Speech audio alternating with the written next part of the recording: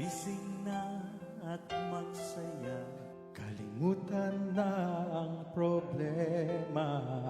Tayo na't magpuri sa Kanya.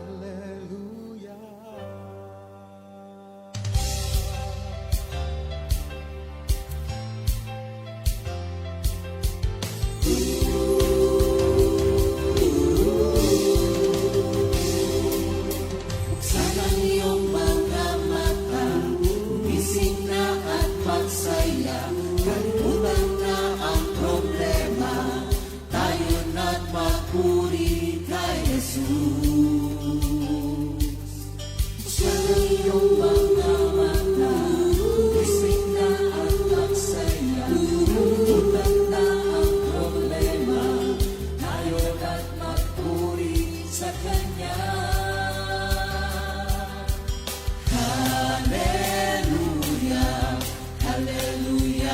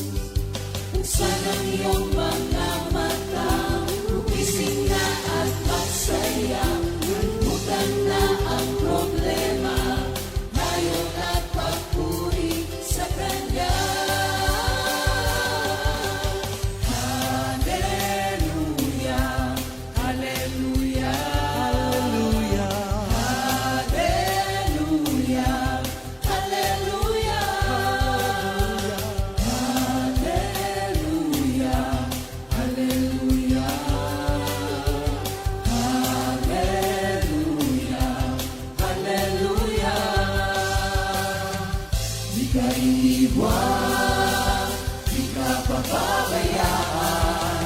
Pumapit ka, pumawit ka, at magpuri sa Kanya.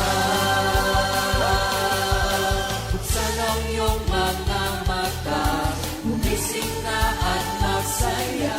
Kalimutan na ang problema, tayo na't magpuri kay Jesus. Buksan ang iyong mga mata, gumising na at magsaya. Kalimutan na ang problema, tayo na't magpuri sa Kanya. Hallelujah, hallelujah. Hallelujah. Hallelujah.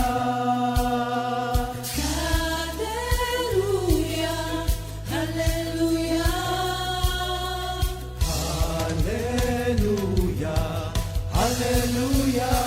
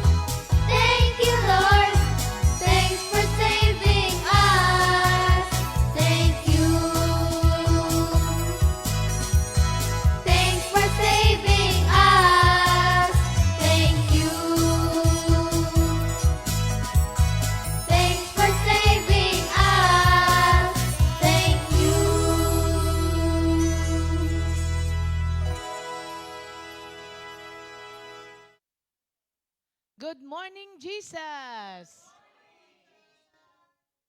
Wala yatang battery ko. Good morning, Jesus! Yan. Blessed Monday po sa lahat ng ating mga kapatiran, sa kanilang mga tahanan, at saka nandito sa loob. Sign language muna si Pastor.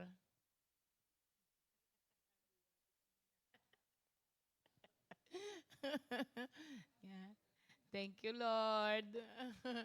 Glory to God. Tayo po'y manalangin muna. Thank you, Jesus.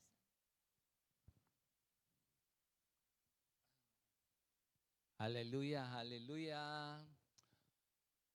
Glory, glory to God. Lord, good morning po. At thank you, Lord, sa mahimbing na pagtulog at maagang paggising. At salamat sa kalusugan at ready to be of service to you, Lord. Manguna po kayo sa umagang ito. Lahat ng papuri, parangal sa inyo po lamang. Lahat ng mga kapatiran na naka-tune in o naka-log in. Thank you, Lord, at yung pagpapala mong salita na aming pagkain ang tatanggapin, and the fullness of anointing be upon us, Lord. And may the words of our mouth and the meditation of our hearts be pleasing to you, our Lord, our rock, our Redeemer. In Jesus' name we pray. Amen. Amen. Hallelujah. Thank you, Lord. Hallelujah. Hey, si Brother Art Morales. Oh. Brother Art? Brother Art. Good morning po. Saan bansa pa kaya si Brother Art? Dito na.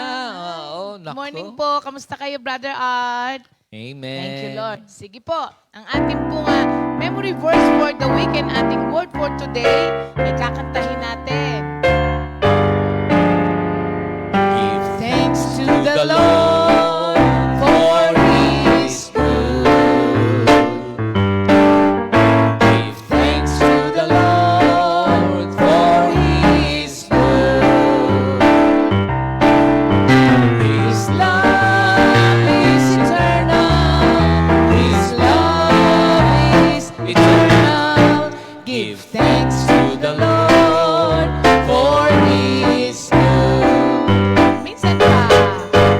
Give thanks to the Lord for His good.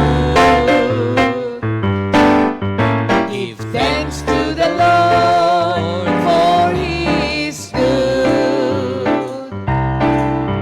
His love is eternal. His love is eternal.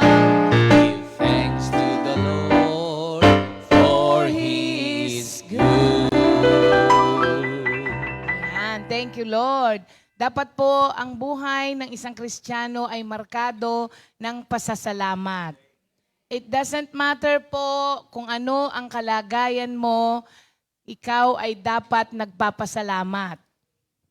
Hindi mo naman pinagpapasalamat ang mga masasamang bagay na dumarating sa buhay mo.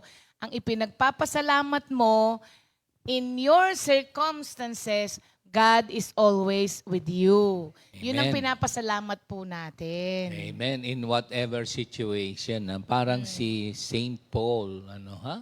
Amen. Hallelujah. Thank you, Lord. Umpisa na tayo kagad. Maraming mga Ay, siya nga pala, si Sister Lita, nag-80th birthday. Oo, kagabi. Thank you, Lord. At matikas, Oo, malakas pa. Talagang Sabi ni Brother Art, my heart is still with the Lord in comfy. Amen. Thank you, Lord po, Brother Art. May kanta tayo dyan Ano? My heart is overflowing with joy. My heart is overflowing with joy. To know you, my Lord. To know you, my Lord. Today. Tomorrow and forever. My heart is overflowing with joy. My heart is Overflowing with joy. To know you, my Lord. To know you, my Lord. Today. What a wonderful God we serve. What a wonderful God. Lord, we serve. Wonderful. Hindi na alam yung Amen. kadugto. Oo. Sa 147 pala, verse 7. Sing to the Lord with thanksgiving. Hallelujah. At sa Colossians 3:15, spirit of thanksgiving, yan ang mark of a joyous Christian. Ayan. Amen. Kaya our hearts is overflowing with joy. Ayan, palatandaan ng merong attitude of gratitude. Amen. Thank you, Lord. So, pag-uusapan po natin sa araw na ito na yung sinasabi nga natin nung nakaraan, we have so much to be thankful for. Ang Diyos po, sabi nga natin, He decorated our lives with so much. Sobrang dami. Kaya hindi dapat nawawalan ng rason, especially ang isang Kristiyano, para magpasalamat kay Lord. Amen. Kasi pag sinasabi mong, wala naman parang hindi po yata acceptable yung wala namang ipagpapasalamat. Kasi pag sinabi mong wala ginagawa mong sinungaling ang Diyos. Yun nga lang pong nakakapagsalita ka pa ng wala lang May lakas ka pa magsabi nung gano'n no? Malaking pasasalamat na po yun. Sabi nga ni Billy Graham, gratitude is one of the greatest Christian virtues. Ingratitude, one of the most vicious sin. One of the most vicious sins. Vicious, ano? Oo. Ano bang ibig sabihin ng vicious? Ano ba yan? Deliberately cruel or violent. Brutal, ang sabi. So, isa sa pinaka-brutal na kasalanan daw ay yung pagiging ungrateful. Oo. In English ko na lang Ano kaya yung ngayong 2024, ha? Siya nga pala, mga kapatid, magko-covenant meeting ang tayo, ngayon January, for further announcement sa mga prayer meetings at sa ating GMJ, Ngayon January yan, ha? And of course, yung venue ay to follow, At siya nga pala, yung ating theme, ngayong 2024. Noong 2023, ang ating theme ay Let's go forth. Let's grow. together in the Service. Ngayon, ang ating theme sa 2024 ay living for Him, living for Christ, not living Christ. Tsaka yung I am crucified with Christ. It is no longer I who lives, but Christ who lives in me. And this life that I live in the flesh, now I live in the flesh, I live by faith in the Son of God who loves me, gave Himself to me, for me, May awiting kanya kahapon, no?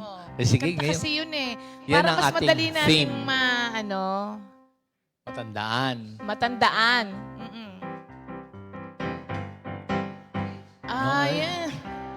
I am crucified with Christ. Ano ba yung una? Mataas yata. I am crucified with Christ. I am crucified with Christ. Nevertheless. Mababasa akin Kasi magkaiba tayo pala. Yan. Ready?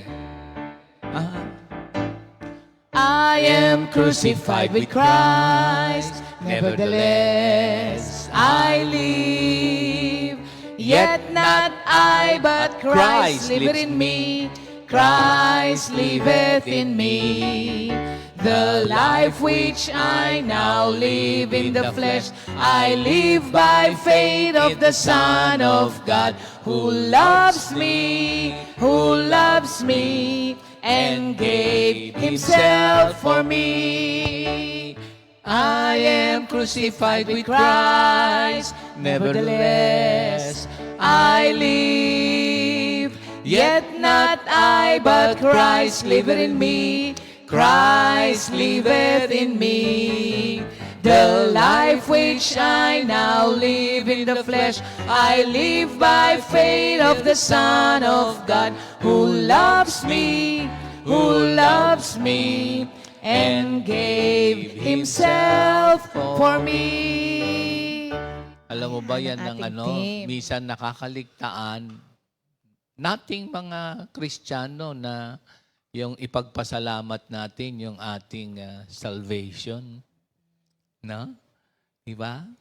Na He died for us, paid for our sin, us sinners, forgiven, and having a new life. So yung ipagpapasalamat mo, Lord, salamat po sa kaligtasan na iyong iginawad sa amin na katulad nga nung therefore those who accepted Jesus as Lord and Savior in their life na should be rooted and established, growing and being strengthened in our faith with our Lord Jesus Christ, and must abound in thanksgiving, sa Colossians 2, 6-7, So ako, yung thank you Lord, at tayo ngayon ay may bagong buhay, nakatanggap ng kaligtasan, Amen. Ayan, thank you Lord. So ngayong araw po na to, pag-usapan po natin ang mga, ang ating divinely decorated life. Oo, divinely decorated kasi ang Diyos ang lahat. So, the Lord has been good to us. Walang makakapagsabi po na hindi. Lahat po ng anuman ang meron ka ngayon, anuman ang tinatamasa mo ngayon, kailangan pasalamatan natin ng Diyos because it has been Him all the way. Simula umpisa hanggang ngayon, it has been God. Nagso tayo ng time natin sa paglilingkod kay Lord. Pero alam niyo po, nag-harvest din naman tayo.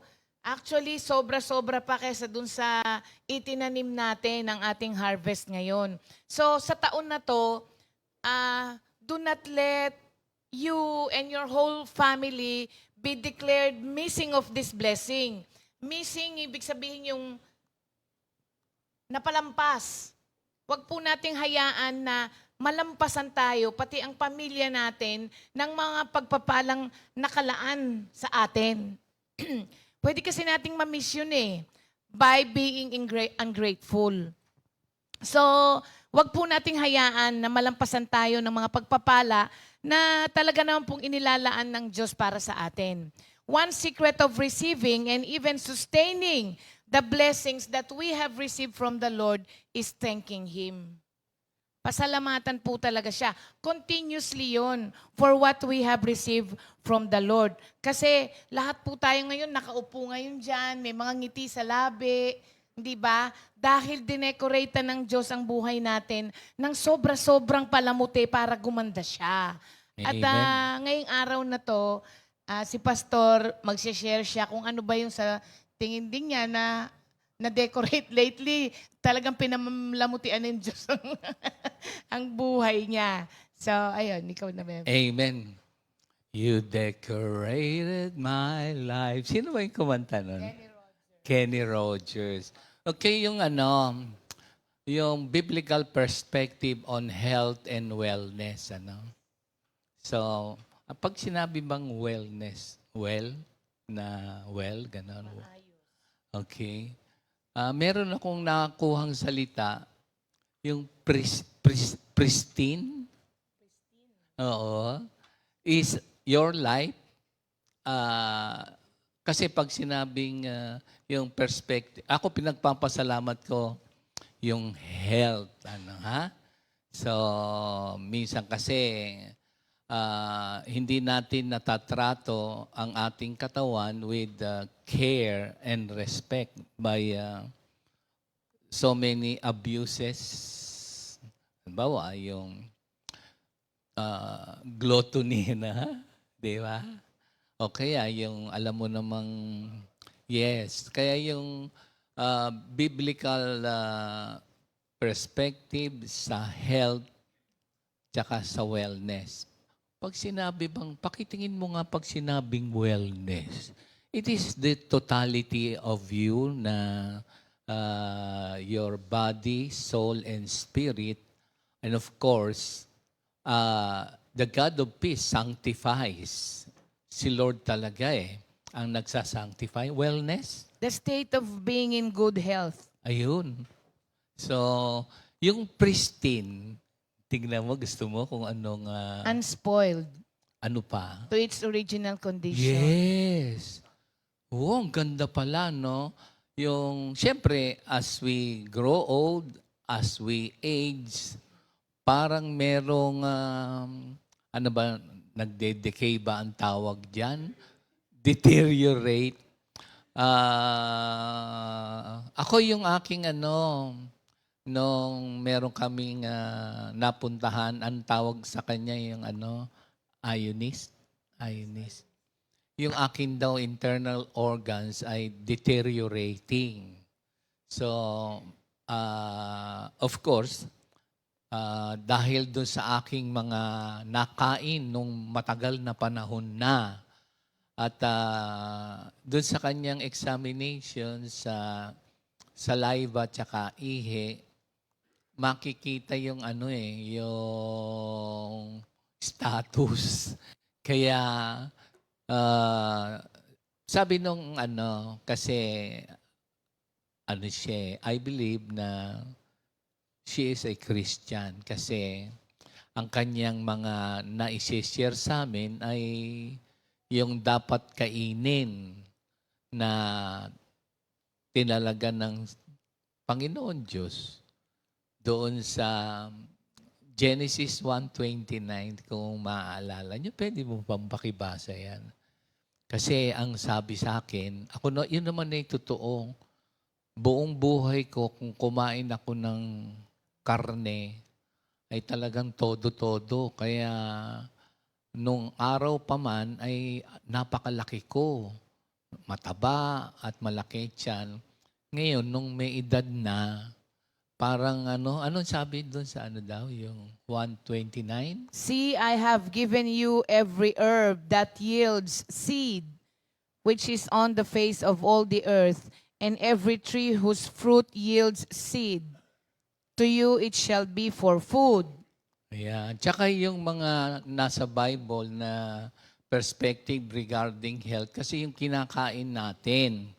Kaya sabi nga nung pinuntahan namin, sabi niya, tayo daw kami, sabi niya, I have something na sasabihin sa iyo, don't get offended. Tayo daw mga Kristiyano, we pray for the food. Lord, bless and sanctify this food for our body, so on and so forth. Minsan, alam naman nating hindi tama, but ang ating katwiran ay pinag-pray ko naman. Sabi niya, Pastor, how about praying for your digestive system, respiratory system? Ano-ano ba bang system meron tayo sa katawan? Digestive, respiratory, yung dalawa lang ba yun? Sa mga paghinga. Oo, kasi yung biblical perspective ng health and wellness. So yun yung ipagpapasalamat ko. Na ngayon, ako ay 68. naalala ko tuloy nung siguro mga mag-iisang dekada ago, meron akong kaibigan nung maliliit kami, tas nagkita kami. Tapos habang nagkukwentuhan kami, marami siyang mga maintenance. Tapos siguro mga bago mag-iisang dekada, medyo naisip-isip ko, parang ay yabang ko pala. Kasi sabi ko, wala akong maintenance. Ganito, ganito. Ang lakas-lakas ko, ganyan, ganyan, ganyan. Parang dahil ganito, ganun, ganun, ganun. Exercise, ganyan, ganyan, ganyan. Pag inisip ko, parang si Lord kasi ang dapat mapagpasalamatan sa ating kalusugan. Kaya lang, ang aking dating nun, pag minuni-muni ko, parang ikaw, kasi siguro, baka na whatever negative ang nasa isip ko o nagyayabang ako na wala akong maintenance, so on and so. Ngayon, meron na akong maintenance sa sugar. So, parang pag inisip ko, dahil dun sa mga ipinasok ko sa aking katawan nung araw, di ba naalala niyo yung sa Unang Korinto sa 3, 16 hanggang 17, tsaka dyan sa 16 din, 6, 19 to 20. Gusto niyong basahin natin? Kasi ito yung perspective ng ating katawan na sabi ron, don't you know that you are the temple of God? Sabing ganun. Basahin kaya natin sa 3, 16, 17, tsaka chapter 6, 19 to 20. Doon sa 19 to 20, yes. Doon sa 19 to 20, siguro hindi naman lately. Lately ko, pag sinabing lately, pag minuni-muni mo, kasi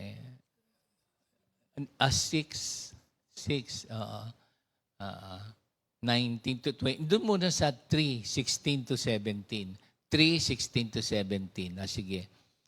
Sabi dito sa 3, 16 to 17. Sabi, do you not know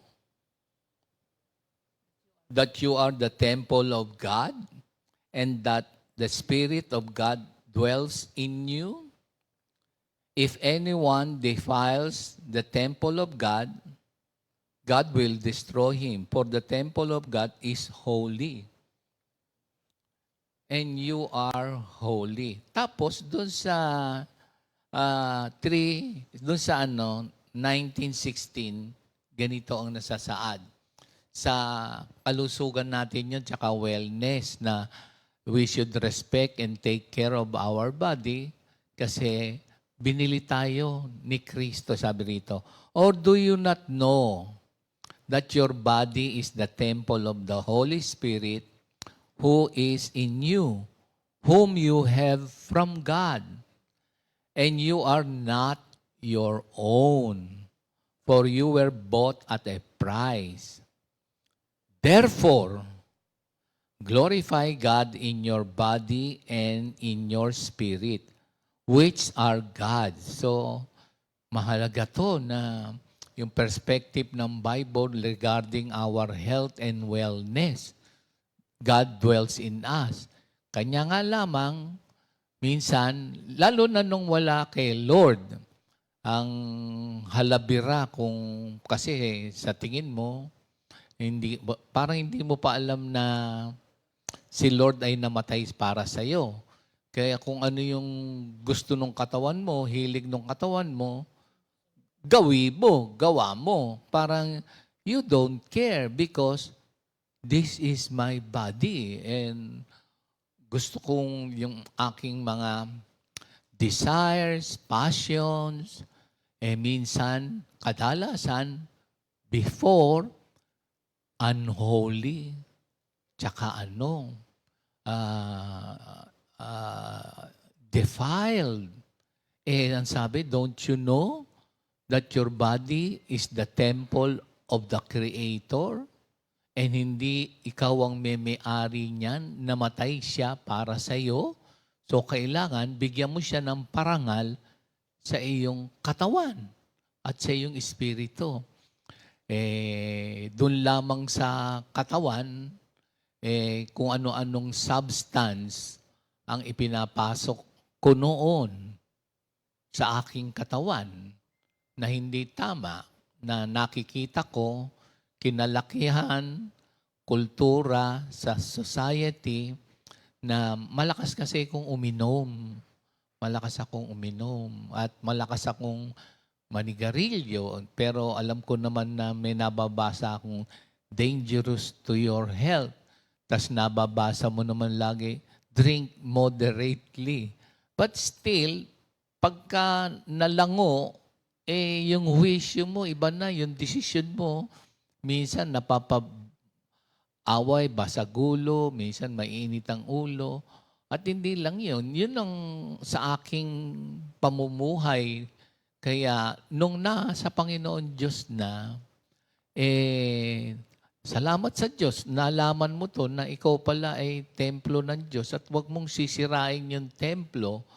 But that was, so anong year ba ako na kuha ni Lord doon sa ganong, pero hindi mabilis yun, ha? Ang tagal.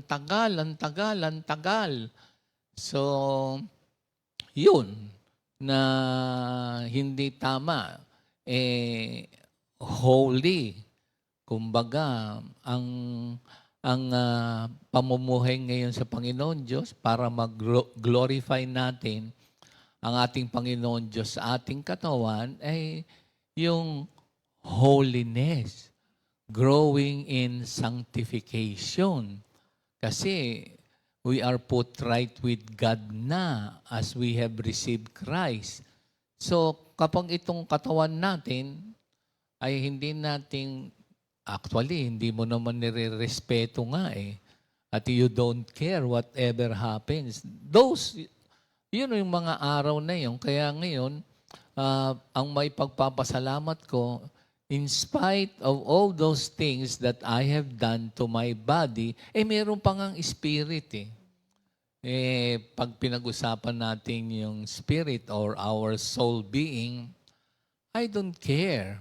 Kumbaga na kung meron mga masagasaan o meron mang ma-hurt na somebody, kasi pwede ko bang sabihin nyo na ignorante kasi ako sa salita ng Diyos. Lahat naman ay gumagawa nun. So sa aking tingin ay walang masama. Pero di ba nga sa lupa, ignorance of the law excuses no one. Yung salita ng Diyos kasi, kaya nga ang isa pang pagpapasalamat ko kay Lord ay yung the privilege of sharing the gospel. Napagpasalamat mo ba yun? Saan ba yan matatagpuan yung merong prosesyon? Yung sinabi mo nung Webes ba yun? Saan ba yun? Triumphant procession? Pakitingin mo nga kung naalala ko Sa 2 Korinto ba yan na 2:14? Natin pakisilip nga. So, pagpapasalamat ko ngayon, in spite sa abuses na ginawa ko. Sige nga. But thanks be to God, for in union with Christ, we are always led by God as prisoners in Christ's victory procession. God uses us to make the knowledge about Christ spread everywhere like a sweet fragrance. Oo. Di ba? Parang as you reflect ngayong 2024 na yung maipagpapasalamat mo, bibigyan ka ng wisdom ni Lord na yung thanksgiving ang ating mga paksa ngayon. Di ba? Mapapagpasalamat mo ngayon na yung the privilege of sharing Jesus to others. Hindi ba? Privilege yun na ma-spread mo yung gospel. So, yan. Thank you, Lord, that tayong mga Christians na bigyan ng privilege. Di ba kung inisip mo, nung early church o nung pagparito ng ating Panginoong Jesucristo, yung mga napili niya, hindi namang mga kilala o mga matataas ang mga napag-aralan, kung hindi yung mga fishermen, so on and so forth, to spread the kingdom of God. Tapos tayo, by God's grace, ay Lord, salamat at nabigyan ako ng privilege to share your good news to others. And it would be an honor and it will bring glory to God kapag isipin mo, simula noon, tapos tayo ng 42 na. Ngayon, 2024 na. Noong 2023, thank you Lord, sino ba yung mga nabahagian mo ng kagandahang loob ng Panginoon Diyos? Di ba, thank you Lord, ako'y part dun sa big triumphant procession na sharing your gospel. Kasi pagka tayo ngayon, yung mga kapatiran natin nung nakaraan, 50th wedding anniversary. So, malalakas at nagpapasalamat sa Panginoon Diyos. At ang mga namumutawi sa kanilang labi ay pawang mga salita ng Diyos na kanilang naipamamana sa kanilang mga inapo. Yung mga may edad na. At yung kanilang pinaka-desire ay maglapit ng tao sa Panginoon Diyos. So, yung mga kalusugan ng edad, mga 80 mahigit, still sharing the gospel. Meron ngang umatin doon sa 80th birthday, naka-wheelchair, 80-something. Yung isa naka-walker. Pero dahil sa pagmamahal nila doon sa kanilang kapatid at walang namutawi doon sa ating kapatid na gusto niya lahat ng angkan ay malapit sa Panginoon Diyos. Privilege yun. Malakas pa yung 80. So yun yung ipagpapasalamat ko kay Lord na tayo dito. Ako nga, nakikita ko tayo dito, lakad ng lakad. Kasi isa rin yan sa yung biblical perspective sa wellness and health. Doon sa Timothy 4:8 ba yan? First, pakitingin mo naman. So una, hindi tayo may-ari ng sarili natin.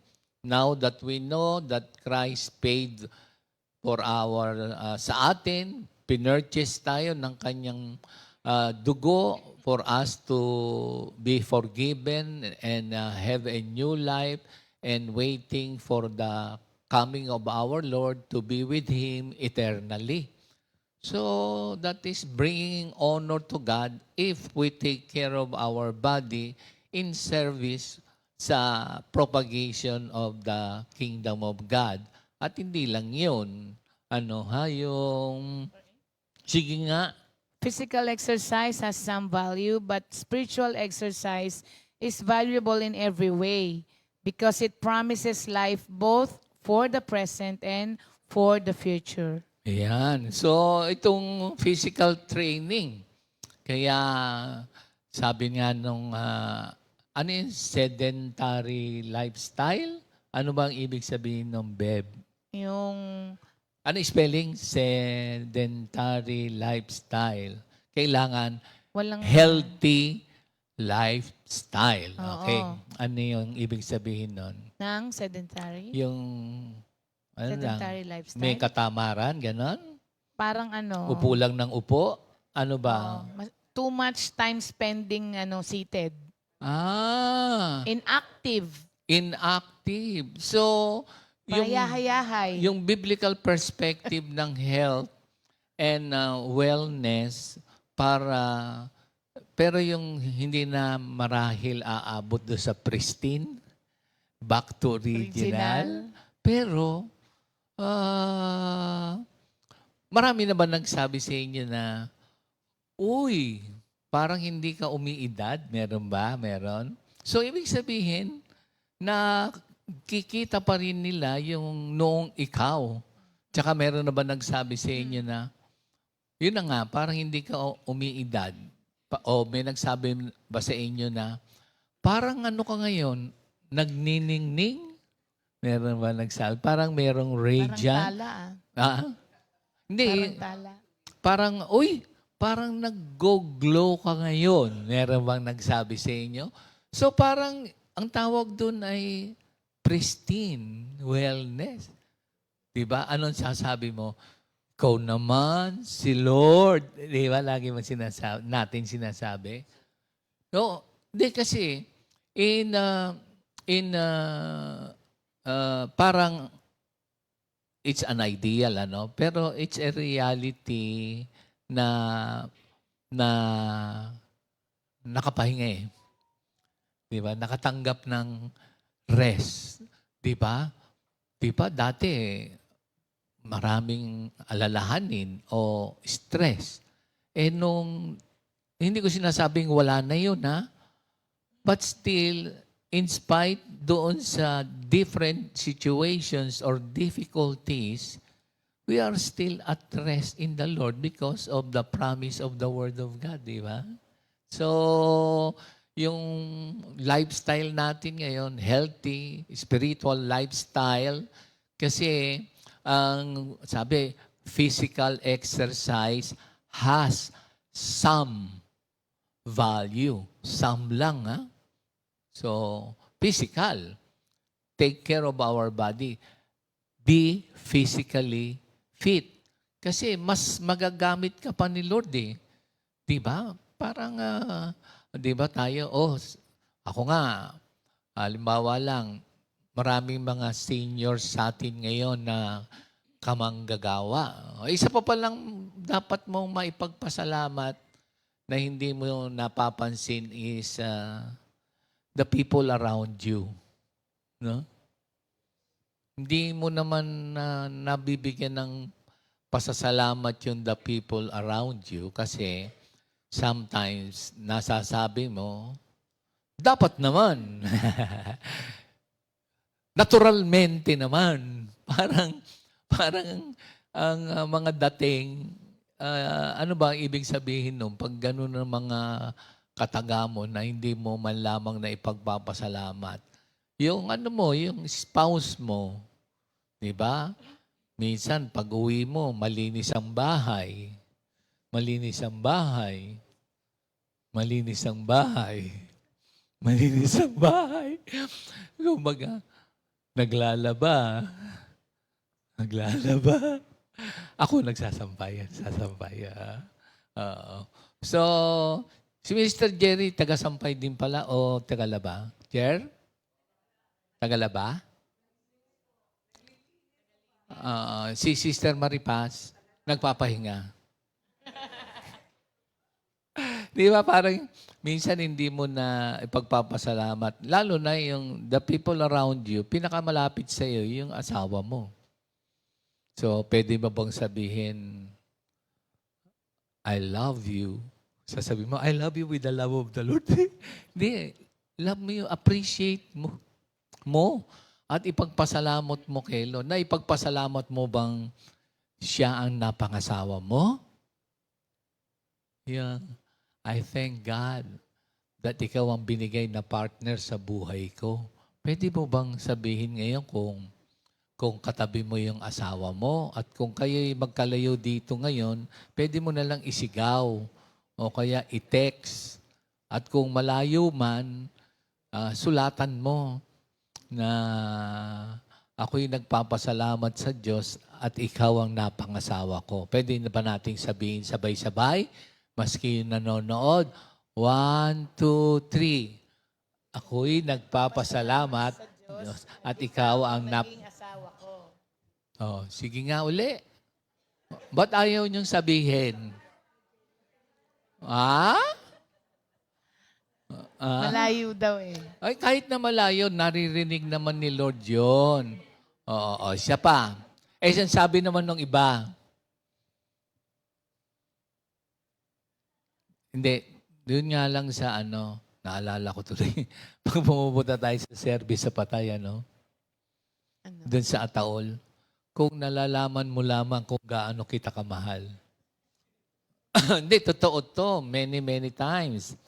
Bigla na lang merong umiiyak doon, lalapit doon sa kabaong, at sasabihin, kung nalalaman mo lamang kung gaano kita kamahal. So habang buhay, sasabihin mo na. Hindi, totoo to. Totoo to na nangyayari sa takbuhan ng buhay na kung kailan wala na, tsaka mo masasabi yung mga bagay-bagay. Wala na daw rewind. Hindi ko napanood yun eh. Oo. Kaya pala lagi kong naririnig yun. Walang rewind ang buhay. Hindi ko mag-gets kasi hindi naman tayo nanood. So yun yung mga Sa ipagpapasalamat ano lang mo. pala yun? Sa movies lang daw may rewind.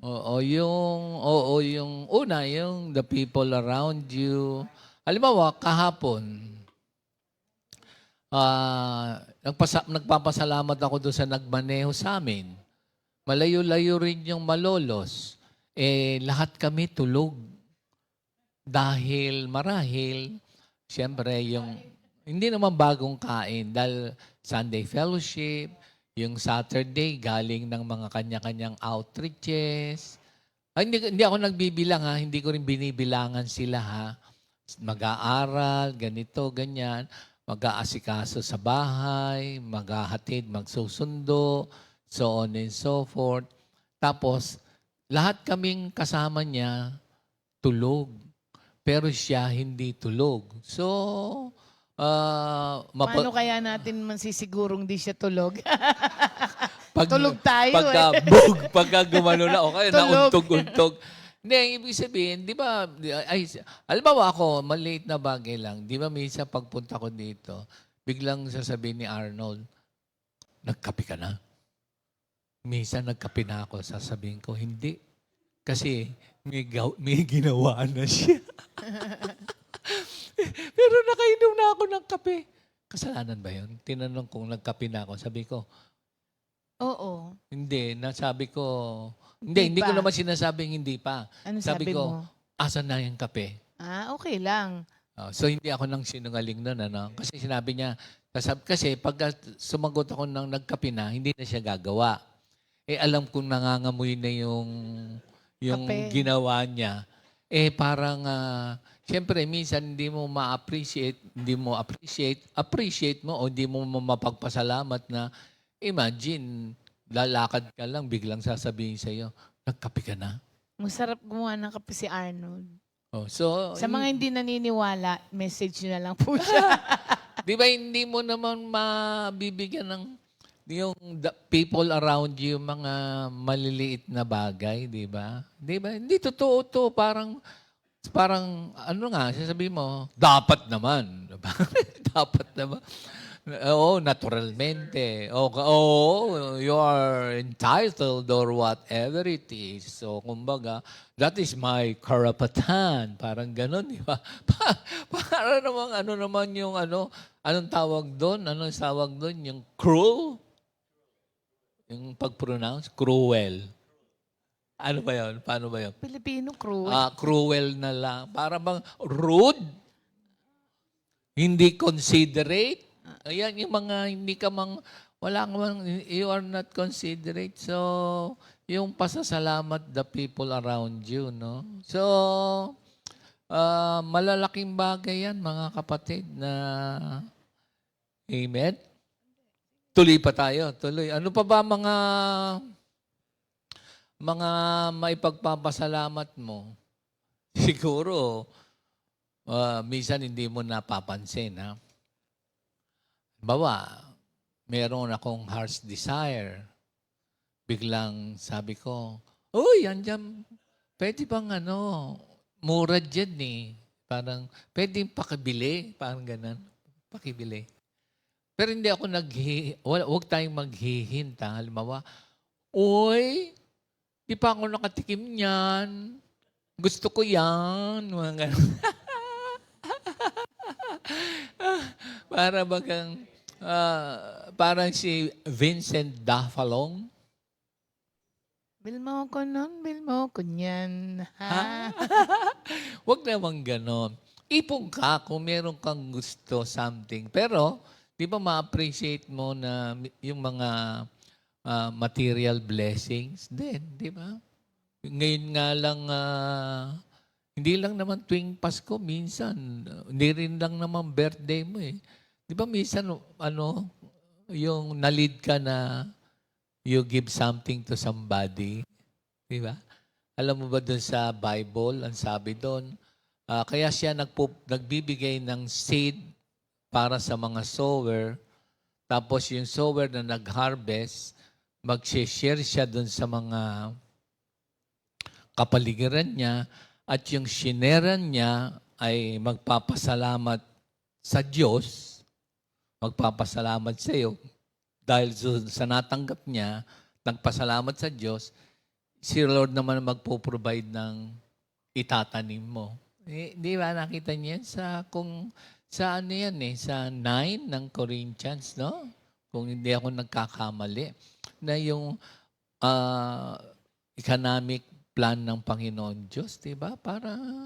So, those things, I thank you, Lord, dahil na, sabi nga sa akin, may kasyaran ako. Ngayon daw, kasi yung kanilang mga anak ay may mga trabaho na. Thank you, Lord, ha? Kasi yung mga nanay, di ba? Nando naman sa 1 Timothy chapter 5 yan eh. So, yung mga anak, mga apo, nag-share sa kanilang mga nanay, lola, so on and so forth. So, sabi nung isang kasyeran ko, tuwan-tuwa siya. Actually, meron nga yung ating nag-anniversary, tinreat siya nung kanyang anak sa Baguio. At yung isa naman, sabi sa akin, yung anak ko, binili ko ng pantalon. Hindi isa, 4 daw. Di ba pa? Oy, thank you, Lord. Kumbaga, yung mga bagay na yon ay mga material blessings na maipagpapasalamat mo. Minsan, lalang, sabi mo, dapat naman, anak, tangal kitang pinag-aral. Nagsunog ako, naghirap-hirap ako dyan para sa matrikula mo. Pudpud na ang aking mga daliri at palad, ang aking paa, puro kalyo na, lahat na, sinabi na, Parang ganito, kaya suklian mo naman ako. Parang ganito, ganyan. Ganun ba? Di ba hindi? Yun. At kapag nakita mo yung mga anak nga ngayon, nakakatuwa, sabing gano'n, dahil matatanda na yung kanilang magulang. Alam mo ang ginagawa? Binibili sila. Alam mo kung ano binibili? Yung ang tawag doon? Medicare or health card? Insurance? Oo. Para kahit pag may insurance, kaya lang sabi ng mga iba naman, sabi nung kakwentuhan ko, ang laki pa na nung kanyang health card, hundreds of thousand. Kaya lang, ayaw daw niya muna magpa-check. Alam mo kung bakit? Mauubos? Baka malaman niya marami siyang... Ayaw daw. Totoo ba yun na minsan natatakot ka magpa-check up dahil marami ka matidiscover sa katawan mo? So, parang yun yung mga karanasan na ipagpapasalamat mo yung salamat sa mga anak. Yung yung temple of tayo ng Holy Spirit, huwag nating sisirain na ating katawan na ating espiritu. Masisira mo yung ating spiritual relationship sa Panginoon Diyos kung meron kang relasyon na hindi tama sa mga tao. Oo. Yung mga relasyon na hindi tama, templo tayo, nagbibigay tayo ng honor. Kaya yung relasyon natin sa Diyos, relasyon natin sa ating asawa. So, may mga pagkakataon na huwag tayong meron bang mga tao, o sabihin natin even Christians, na nakakasira ng ibang pamilya? Meron ba? Magbibigay tayo dapat ng honor sa Panginoon Diyos. So, yun, ang pagbibigay ng honor sa Panginoon Diyos, yung malinis, pure na relationship sa Panginoon Diyos at yung relasyon ng pamilya, ng kanya-kanyang spouses. Kasi temple tayo ng Holy Spirit eh. So that is bringing honor to God. At sa ating kalusugan, itong templo, ito, iingatan natin to. No? Ha? So, ano pa ba maipagpapasalamat natin? Ako, yung kalusugan, yung the people around us, yung may mga material blessing. At yung ipagpapasalamat ko rin siguro, yung yung enthusiasm to study. For me, bakit kanyo? Di ba, dumarating ba sa inyo yung parang, pag sinabing enthusiasm, enteo, no? Yung sigasig sa pag-aaral, di ba, minsan, o kung hindi man dumating sa inyo yung parang tinatamad kayo mag-aral sa maraming pwedeng dahilan, pagod, inaantok, mahirap tumingin, o whatever it is, o binabagabag, o ganito, o ganyan. So, pagka ikaw ay diligent in study, di ba? Ano ba yung naalala nyo ba dun sa Timothy na present yourself as an approved worker? Saan ba yan? Kung first ba yan? 3:16, 3:15? Tignan nyo nga. So, yun, may pagpapasalamat mo yun na parang sabi nga nung nakashare kong manggagawa, masama ang lasa niya, nagmomotor na siya, dahil galing sa isang prayer meeting, pupunta sa prayer meeting, tapos nagpapasalamat siya kay Lord yung kanyang health eh. Ang gagawin lang daw niya, papahinga ng konti, iinom ng tubig, mga ilang baso, tapos pagka naidlip na siya, uminom din naman ng mga medisina, yung mga sa mga sakit-sakit ng buto, sakit ng ulo, ganyan. Kasi siyempre, pagka punta ka sa gawain, traffic, ganyan, kaliwa kanan sa motor, tapos may back ride ka pa, may dala ka pang gitara, kung tutusin. Pero nagpapasalamat siya dahil yung kanyang kalusugan, halimbawa, pag-uwi niya, parang anong tawag diyan? Bulagta. Wag naman bulagta.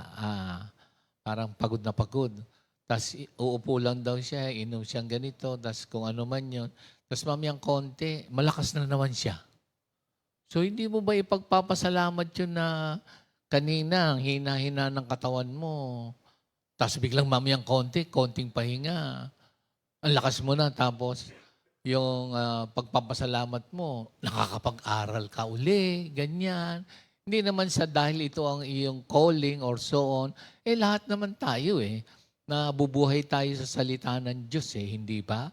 Part na ng ating life yun hindi ba? So, kasi pagkain ng salita ng Diyos sa pagbabasa, pag-aaral, pag-memorize, pag-meditate, at most especially yung obeying, hindi ba? Yan yung ating spiritual exercise bukod dun sa 1 Timothy 4:8 para tayo ay approve, hindi ba? Sa 2 Timothy 2:15. 2:15 pala. Do your best to win approval in God's sight as a worker who is not ashamed of his work, one who correctly teaches the message of God's truth. Ayan. Kahapon din, meron akong nakashare na isang foreigner. So, dun daw sa lugar nila, ang mga churches ay iba na ang kultura. At yung kanilang lifestyle doon ay kakaiba. So, para bang sinasabi niya na ano yung kanyang dapat gawin. Sabi ko sa kanya, magpe-pray tayo. Mag-pray ka that the Lord will give you the right church na biblically based. Si Lord ang magdadala sa iyo na you will have a sense of belonging. Kasi parang ang feeling niya, wala na siya doon sa tamang church because of the lifestyle na nakikita niya. Yun. So, kaya tayo, by God's grace, as a body of believers, Christ as head, yung sanctification ay napakahalaga. Yung ating body and spirit should bring honor to God. Kaya magpapasalamat tayo na tayo'y malulusog, the people around us, the material blessings. So, those things na minsan nakakaligtaan ang ipagpasalamat, hindi lang ngayong taon, always reflect pagka you are alone with God. Amen, amen. Happy birthday! Ayan. And happy birthday po sa ating mga kapatiran. Brother Gerald Nuas, Brother Michael Alanggilan, Sister Grace Monte. And happy anniversary kay Brother Scott and Sister Tina Glover. Yan, sa aming mga inaanak. Happy birthday and happy anniversary sa inyong lahat. Kahapon, birthday.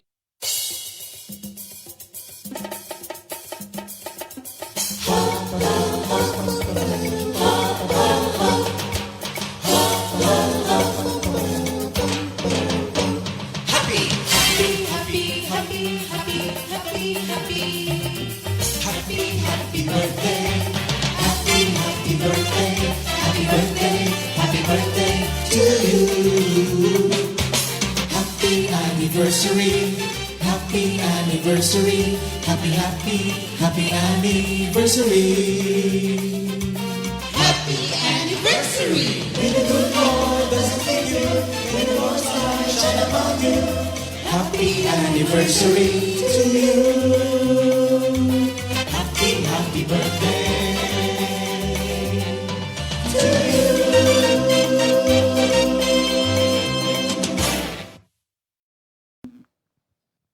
Ayan. Meron ba tayong new song? Oh, happy birthday po and happy anniversary. Narito naman po ang ating repeat new song of the week. Ha? New song talaga siya? talaga. Hindi pala siya repeat. Okay. Wow! Ang ating composer for our new song of the week ay si Sister Auring de las Alas. Sino ang kumanta? At inarrange ni Brother Arnold Pangilinan. Ang title, Jesus ang Kasama. Amen. Yan. Oh, Tingnan po natin yung... Tama-tama yan sa living for Him. Oo. Yan.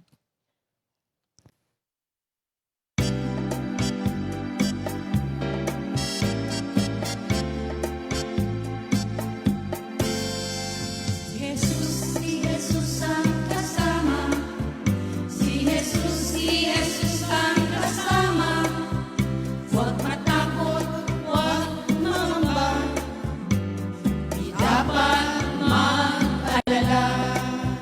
Si Jesus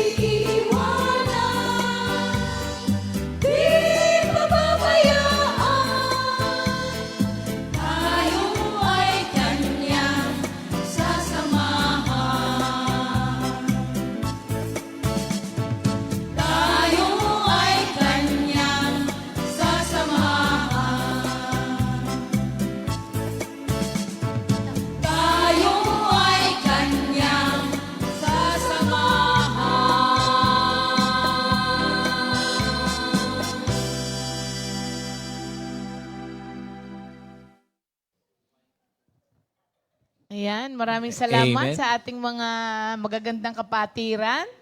Amen. Fresh na fresh ang kanilang mga itsura. Thank you, Lord, sa bagong awitin ni Sister Auring. Kasama Si Jesus si ang Jesus. kasama. Amen. Ayan, thank you, Lord. Yung akin naman po, sa Webis na. Amen. Kayo po ba ay, ito hindi natin ito napapasalamat madalas. Kayo po ba ay merong mga buti nga? Uy? Ayun. O, buti Hindi. nga. Hindi. Yung iba to, no? Oo nga pala, no? Parang sa Thailand, pagka yung tono, naiiba yung ibig sabihin. Ano, ulitin mo yun sa'yo? Buti Kayo na- ba, sige, kayo ba merong, sige, Kayo ba'y merong mga moment na sinabi mo, buti na lang? okay. Ako naman. Wag na muna. Ano kaya yun? Parang ano kaya? Ano Hindi ba? natin napagpapasalamat yung buti na lang. Bakit kaya sa Webes? Hindi, bakit kaya? Ay, hindi. Kasi yung bakit buti na lang. Oo. Bakit nga buti na lang? Ano yun? Di sa Webis nga, wala Yun ng nga oras yung eh. ibig ko sabihin. Oo. Oo nga, no? Sa Webis na lang, abang na lang po ninyo. Kasi minsan yun talaga hindi na pagpapasalamat yung mga moment nating buti na lang. Yung sinabing buti nga. Iba yun. Iba yun. Oo. So, wag po nating hayaan mga kapatid na yung gratitude be a missing ingredient sa buhay natin. Kasi pag ang isang luto, kulang ng ingredients, hindi siya masarap. Oo, kailangan masarap kainin yung kumpleto yung ingredients. So, wag nating hayaan na ang maging kulang na ingredients sa buhay Kristiyano natin ay ang pasasalamat. Amen. Yan. Kaya, we'll see you po on tomorrow pala. Ayan. Meron pa pala tayong GMJ. So magkita-kita po ulit tayo tomorrow mga kapatid. At sa maghapon na ito, punuin po natin ng pasasalamat ang ating araw. Amen. Yan. God bless you po. God bless us all. In Jesus' name. Second Timothy 2:2. Hallelujah. Second Timothy 2:2. Praise the Lord. Second Timothy 2:2. You and me, let us proclaim the gospel. Second Timothy 2:2. Hallelujah. Second Timothy 2:2. Praise the Lord. Second Timothy 2:2. You and me, let us proclaim the